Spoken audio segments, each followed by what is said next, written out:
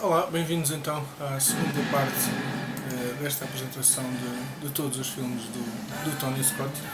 Eu vou começar esta segunda parte com um filme que para nós foi uma grande surpresa, um grande divertimento. É um filme de que gostamos realmente muito. É o The Last Boy Scout, A Fúria do Último Escoteiro, na edição nacional. Prevendo já que a edição nacional está toda cortadinha. Está muito cortada e foi por isso que na altura optei por comprar esta edição na Amazon americana, embora não compre lá nada já há muitos anos, porque entretanto as edições europeias, nomeadamente as inglesas, com o boom que houve no mercado, fizeram com que se conseguisse edições iguais ou melhores sem ter que pagar taxas alfandegárias, não é? Nesta altura, portanto, comprei este por essas razões. Sabia que a edição nacional estava cortada. Para quem não sabe, evite a edição nacional. Já não lembro quem era a editora da edição nacional, mas era muito fácil ver se estava cortado. Há uma parte em que o Joe Hallenbeck, que é a personagem que o Bruce interpreta, mata, digamos, um bandido com um murro na cara. E essa parte está cortada, porque não se vê a parte do murro que a censura achou que era muito violenta, vai-se lá saber porquê, mas enfim, já sabemos como é que estas coisas funcionam da censura. Não é a lógica que muitas vezes impera, pelo contrário, é a mesma estupidez que às vezes impera. Eu sou absolutamente contra qualquer tipo de censura. Esta edição é uma snapper, como estão a ver. É curioso porque eu a princípio não gostava de snappers, e elas progressivamente têm-se vindo a tornar um objeto de culto entre os colecionadores. As snappers são estas caixas em cartão, como penso que quase toda a gente já saberá. Esta edição tem a particularidade, a edição americana, R1, tem a particularidade de ter na primeira face o filme em 16.9 em formato panorâmico e do outro lado o filme em 4.3. A edição nacional, na altura a editora tinha dito, tinha veiculado a informação que iria sair uma edição sem os cortes. Não sei sinceramente se isso chegou a acontecer. Portanto, se quiserem comprar a Fúria do Último Escoteiro, vejam, confirmem se tem cortes. Se não, aconselho realmente a edição americana, que não tem cortes. Entra o Bruce Willis, o Damon Wayans, entra a Halle Berry, faz a namorada de Jimmy Dix, num papel pequenino, mas bastante engraçado. É uma exotic dancer. Entra a Chelsea Field, entra a Danielle Harris, na altura uma rapariguinha, devia ter os seus 12, 13 anos, que faz de filha do Joe Hallenbeck, personagem interpretada pelo Bruce Willis, e faz um papel muito, muito interessante. Ele é um detetive com uma depressão crónica e com um sentido de humor brutalmente arravesado, que juntamente com o quarterback, que é interpretado pelo Damon Wayans, tentam resolver crimes ligados à chantagem, corrupção e assassínios. Há uma ótima química entre as duas personagens, mesmo eles funcionam muito bem, os dois estão sempre a trocar piadas e há uma química bastante boa entre os dois. No filme utiliza-se 102 vezes a palavra fuck. Eu achei curioso referir isto porque dá também, digamos, um indicador do ambiente do filme. A música que estávamos a ouvir foi o Michael Kamen que realizou. Michael Kamen, que detestou o filme a primeira vez que o viu, e disse que só digamos, disponibilizou a música porque era amigo pessoal do Bruce Willis e do produtor Joe Silver. De qualquer maneira, nós gostamos muito deste filme, de 91, com 106 minutos. É um filme muito, muito divertido, com um humor muito estranho, muito arravesado, com situações hilariantes, mas embora o dramatismo que também passa pelos crimes que acontecem nos filmes.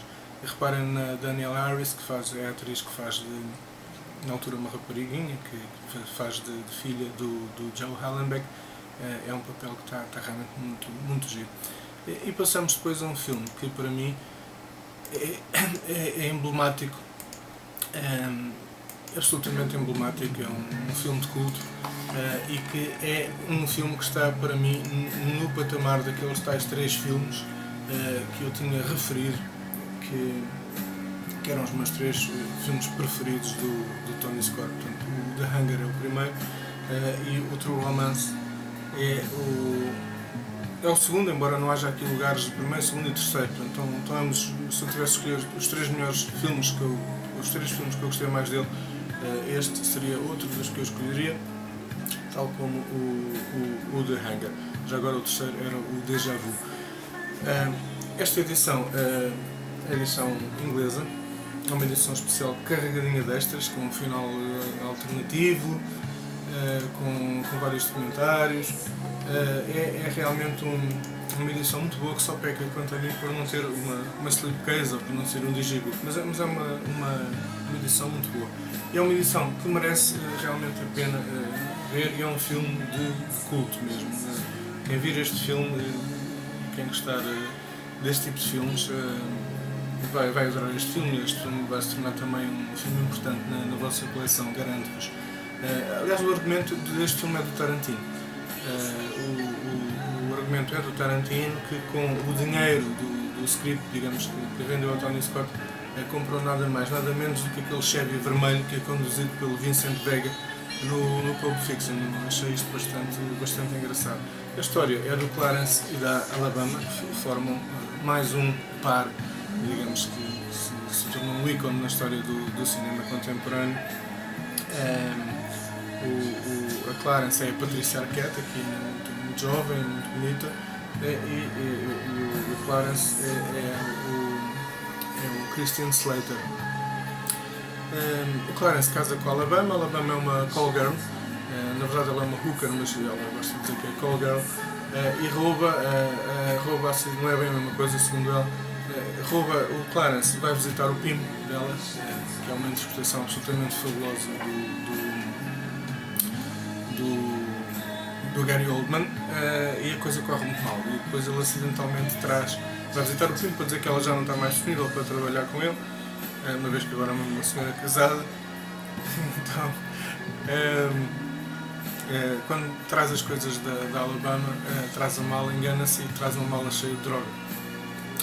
E depois eles fogem para Hollywood, vão lá ter com uns amigos que supostamente conhecem gente muito bem relacionada no mundo do espetáculo, e que os podem ajudar a vender a droga. E não é que eles queiram ser passadores, eles precisam de dinheiro para começar a vida deles. De caminho passam para conhecer o pai do Clarence, que é uma personagem fantástica, interpretada pelo Dennis Hopper, um polícia reformado. Um dos melhores papéis do Dennis Hopper para mim, um dos papéis pelo menos que eu vi.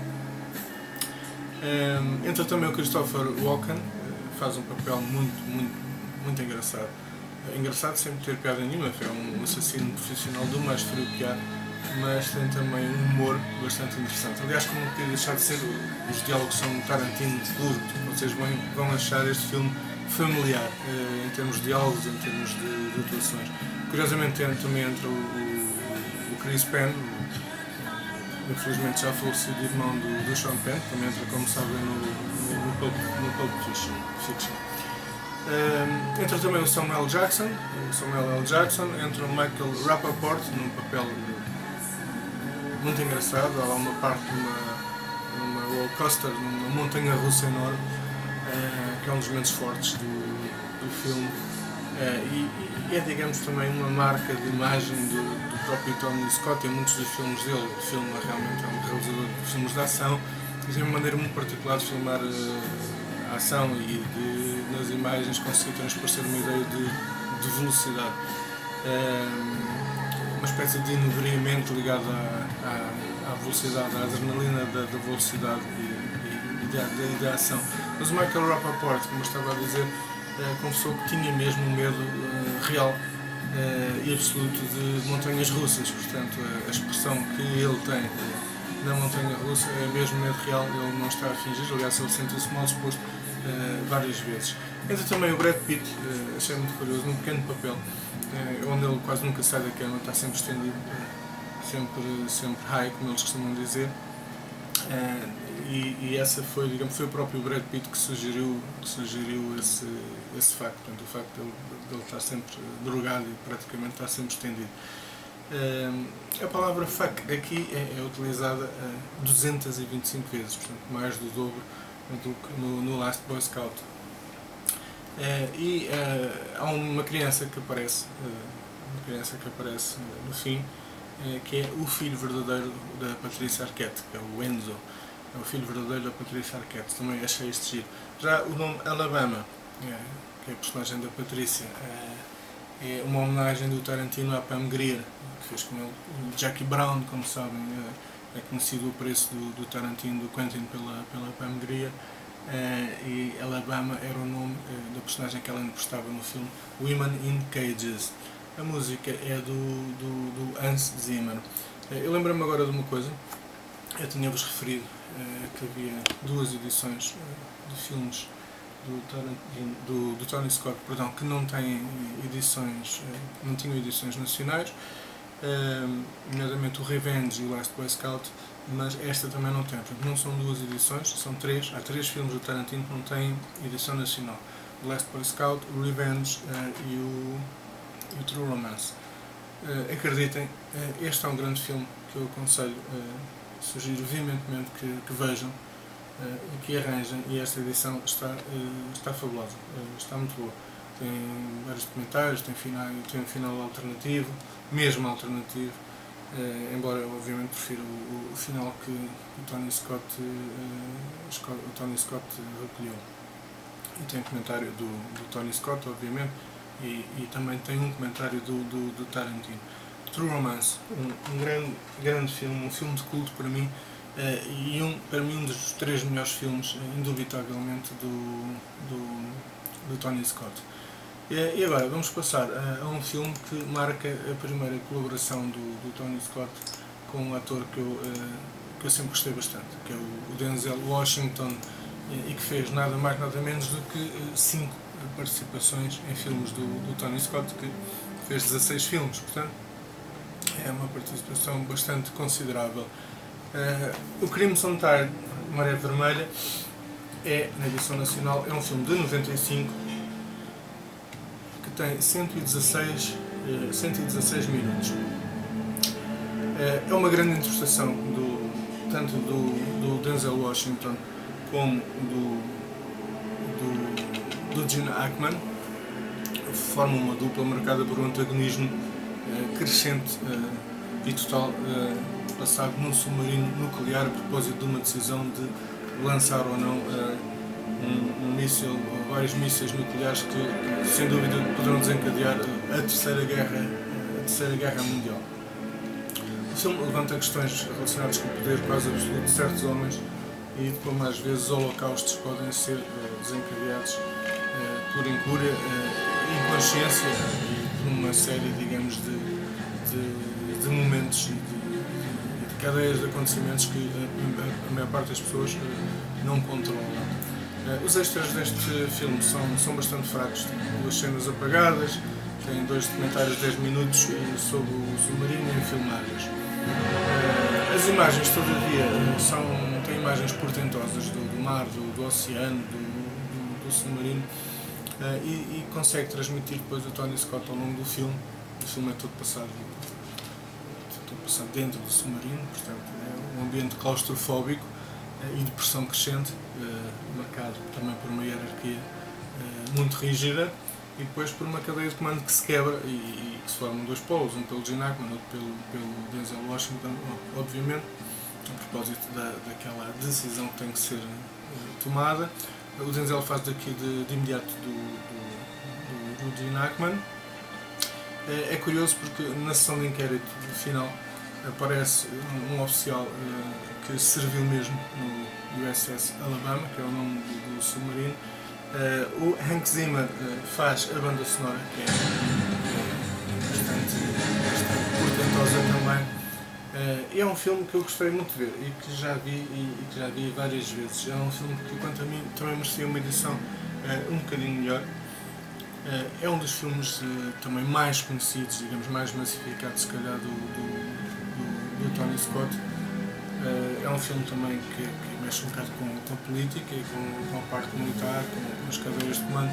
E é, como referi, o filme que marca a primeira colaboração do Denzel Washington com o Gene Hackman, o que é, penso eu, algo que deve ser deve ser assinalado, porque o Gene Hackman é realmente um ator muito carismático, que consegue sempre transmitir uma calma, uma segurança e uma credibilidade muito grande às personagens que interpreta.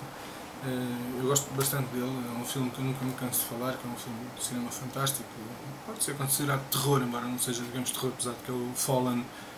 Vejam o Fallen, ele faz um papel também muito, muito bom. É Maré Vermelha, o Crimson Tide, do Tony Scott. E depois passamos para um filme que não é, digamos, dos meus preferidos, e que é o The Fan, portanto, o Adepto Fanático. O Adepto Fanático é um filme que tem música dos Rolling Stones, o que é bastante interessante, sobretudo no início do filme, muita música dos Rolling Stones, e a música acompanha de certo modo todo o filme, e acompanha muito bem. O Gil, o Robert De Niro, é um vendedor de facas, que é obcecado com o beisebol, é uma pessoa divorciada, com problemas no emprego, preocupado em tentar construir uma boa relação com o filho. O filho dele vive com a mãe, que já vive com outro homem, e o Gil começa nitidamente a perder o contacto com a realidade, de uma série de atitudes absolutamente irresponsáveis, quer como pai, quer no emprego, e inicia, digamos, uma espiral obviamente descendente. A música é também do Hans Zimmer, é uma música muito bonita e muito triste. O filme, apesar de ser um filme marcado por muita ação, é sobretudo também um grande drama. Portanto, um grande drama do Gil, que é um fanático por beisebol, e o Wesley Snipes. É aqui o jogador de beisebol endeusado pelo Gil, pelo Robert De Niro. É bom focar que entram aqui também o Benicio del Toro, que faz, digamos, de jogador que compete, embora na mesma equipa, com o Bobby, personagem interpretada pelo Wesley Snipes. E entra também Ellen Barkin, se lembra do nome dela, é uma tipa também com um carisma bastante especial. E entra também o John Leguizamo, a assistir, digamos, o Bobby. O Gil é completamente desequilibrado, como referi. Basicamente a história é o Bobby, como jogador, começa a entrar em perda, e depois é contratado por uma equipa onde pode novamente voltar a assumir o protagonismo que uma vez já teve, e o Bobby defende-o, entra em reportagens jornalísticas, daquelas onde os cidadãos telefonam para dar a sua opinião, acaba por conhecer o Bobby e acaba depois por, um pouco intrusivamente, mas de uma maneira insidiosa, conseguir imiscuir-se na vida pessoal dele, começando depois a ter uma série de atitudes que pretendem beneficiá-lo, mas onde, como eu referi, ele vai perdendo completamente o contacto com a realidade. É um grande drama que mistura uma dramaticidade humana com cenas de beisebol bastante interessantes. Eu confesso que durante o filme algumas vezes lembrei-me daquele outro filme extraordinário, Any Given Sunday, um dos filmes que eu gosto mais do Oliver Stone, precisamente pelas ações passadas no jogo. Não é todavia um filme que eu sinceramente possa dizer que tenha apreciado muito. O Robert De Niro faz uma interpretação fantástica, para mim, é uma interpretação fantástica do Robert De Niro. O Wesley Snipes, eu confesso, nunca gostei muito dele, não é um ator com quem eu realmente possa dizer que aprecio muito, mas faz aqui o seu papel de uma maneira digna. Há duas coisas que me fizeram gostar um bocadinho menos deste filme do que aquilo que eu poderia ter gostado, embora não tivesse gostado muito dele. Para mim o que sobressai mais aqui é a mesma interpretação do Robert De Niro. Não sei se gostam do Robert De Niro, e se não viram este filme, vejam, tem aqui uma grande interpretação, uma excelente interpretação. Mas há aqui aquilo que eu considero dois lapsos em termos de argumento, que podem não ser lapsos, mas que não estão nada explicados, e são tão surpreendentes que mereciam ter sido explicados. Eu não quero adiantar spoilers, portanto, um deles tem a ver com com o Bobby estar a sair de casa do Gil estar a sair de casa do Bobby e depois na cena seguinte ele já vai com o carro do Bobby e com o filho do Bobby. Por isso, para não adiantar muito, não se percebe bem como é que isso aconteceu. Outra cena é quando outra cena não posso contar, senão vou-vos estragar o filme, mas ela é mais para o fim do filme e o Gil consegue imiscuir-se numa situação onde também tenho sinceramente muitas dúvidas que ele tivesse conseguido fazer isso, ou pelo menos penso que estes duas pequenas estranhezas que eu não tenho em termos de argumento mereciam uma explicação pela estranheza, pelas razões que referi. Infelizmente esta edição é daquelas que para trocar há que tempos, mas ainda não foi possível, confesso também me esqueci e agora também não é uma prioridade. É uma edição dos filmes Visão Filmes. Eu sou picuinhas nestas coisas, há pessoas muito mais picuinhas do que eu, mas pronto, eu desde que posso gostava de ter uma edição sem estas coisas aqui, e precisamente por eu a querer trocar é que nem me dei o trabalho de tirar daqui isto, embora o filme esteja novo, portanto é daquelas pancadas de colecionador, se quiserem entendê-la como tal. E depois então temos o Enemy of the State, em 1998, um filme com 132 minutos, um filme que reúne nada mais nada menos do que Will Smith com o Gene Hackman, esse ator que eu considero realmente extraordinário, e também tem a Lisa Bonet, a namorada dela, aquela miúda mulata absolutamente lindíssima, que entrou no Angel Heart, contrastando com o Mickey Rourke, e entra também aqui o Jon Voight. Este filme é um filme que começa a marcar nitidamente a técnica que o Tony Scott progressivamente, geralmente penso eu, a partir daqui começa nos filmes dele a mostrar, que é uma técnica, aquela técnica em que ele utiliza sobreposição de imagens e imagens aceleradas, ao mesmo tempo que passa imagens em velocidade normal. Se conhecem a obra dele e os seus últimos filmes dele, notam que isso ao longo dos tempos foi se tornando cada vez mais progressivamente marcante. Eu penso que é uma técnica que resulta muito bem e dá transmite muito bem a ideia de velocidade, de vertigem da vida nas grandes cidades e do movimento, algo que está para além daquilo que nós podemos controlar, o inebriamento, digamos, da própria vida, consubstanciado na velocidade e na ação que por vezes se passa, sobretudo nas grandes cidades. É assim pelo menos que eu vejo isto. E este filme tem muito isso, portanto, tem muitas imagens de satélite, é um filme marcado por uma vertente tecnológica brutal. Este filme é de 1998, eu fiquei fascinado com a parte tecnológica, gosto bastante de tecnologia, portanto, tem a ver com a espionagem de satélites industriais, tem a ver com mapeamentos e imagéticos a partir de imagens tiradas por satélites, tem a ver com a perseguição de pessoas a partir de cruzamento de dados de várias fontes de informação. É um filme que está muito original, foi um dos filmes que eu gostei mais do Tony Scott. Mexe muito com tecnologia, portanto, basicamente é um advogado interpretado pelo Will Smith que fica acidentalmente na posse de provas incriminatórias relativamente a um assassino que foi mandado executar por um agente que tem uma alta posição na NSA americana. O Gene Hackman, mais uma vez, num grande papel, aqui a ajudar, digamos, o advogado, o Will Smith.